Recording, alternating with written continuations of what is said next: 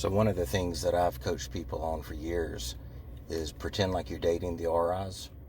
figuring out, what they're looking for, what they don't care about, what their sweet spots are, what pisses them off. What did you experience with that analogy?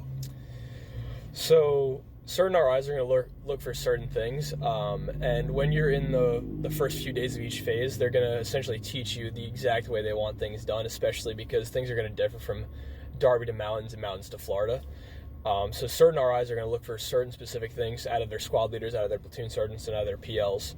So you essentially you genuinely need to pay attention during those first those informative days where you're getting the classes taught to you, so that you can pay attention to what RIs are actually looking for certain things, and also talk to your fellow Rangers that are in your platoon, because there's a lot of dudes that have already been graded by those guys, especially if there's recycles in your platoon. You can talk to those guys, and word about each RI definitely travels. So the more that you communicate with the guys around you, the more you're going to find those small little niche pieces that really get you your go, that each RI is specifically looking for. And every RI is going to be different, so you can't be perfect across the board, but there are small things that you can do in each phase to really give yourself a leg up, especially when it comes to those missions and kind of gaming the system. And I know the RIs are always like, you can't game the system and everything else like that, but you genuinely can game the system, especially if you're